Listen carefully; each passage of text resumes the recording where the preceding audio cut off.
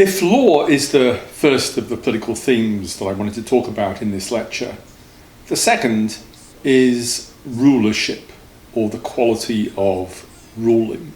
This was a common theme in early modern political thought. You find texts like Machiavelli's The Prince, or even James I's Basilicon Doron, involving advice to a would-be leader, a would-be king, on how to rule. In Shakespeare's Measure for Measure, we find right at the outset in Act 1, the Duke talking to Aeschylus in the following way. I'll quote, "Of government the properties to unfold," he says. And he goes on to say, and he's talking to Aeschylus, remember, "the nature of our people, our cities' institutions, and the terms for common justice, you're as pregnant in as art and practice hath enriched any that we remember." Note what's being said there. The Duke is saying about Aeschylus, you are as smart as comes. You have qualities that are unmatched in the three areas that a ruler needs. One, knowledge about the nature of our people. Two, knowledge about the city's institutions. And three, knowledge about the terms for common justice. Now, having said that, it's somewhat surprising that the Duke doesn't provide Aeschylus with the rule, with the commission to take over as he hotfoots it out of Vienna, but calls upon this strict Angelo. But it's worth holding in mind the three features that the Duke thinks are qualities needed, forms of knowledge needed.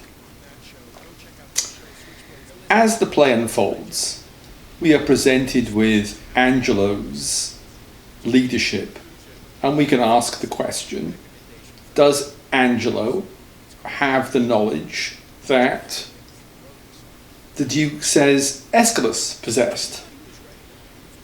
On the face of it, it doesn't look like he does. He certainly doesn't seem to have any knowledge of our people, of the nature of our people. I mean, he seems to have construed the limits of human nature in a very implausible way.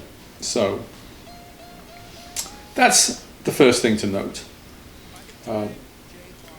What do we make of Shakespeare's account of the necessary qualifications for good kingship, and how does the Duke Angelo meet these requirements? I want to suggest in a later lecture that Shakespeare presents us with a contrast between a good ruler and a bad ruler. The good ruler, I think, is Aeschylus. The bad ruler, I think, is both Angelo and the Duke.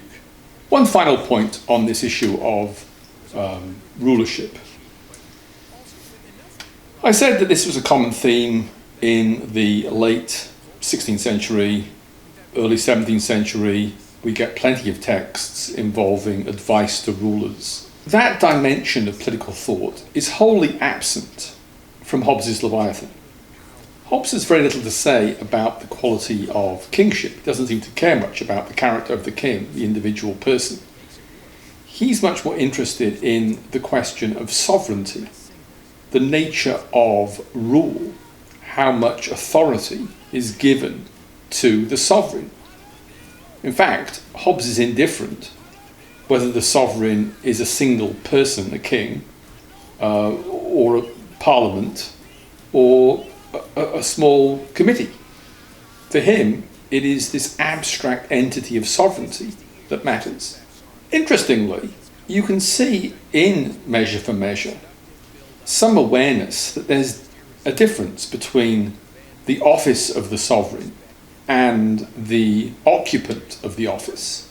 There's an interesting line of Claudio in scene 2, where Claudio says of Angelo, "Whether the tyranny be in his place or in his eminence that fills it up." Note there, in his place, which is the office of sovereign in a sense, and in his eminence that fills it up, the character. So we see in Shakespeare a sense that there's a difference between the office of sovereign and the occupant. But like Machiavelli and James I, Shakespeare is primarily interested in the qualities of character of the occupant of the office. Okay, I now want to move to the third topic of this lecture, justice.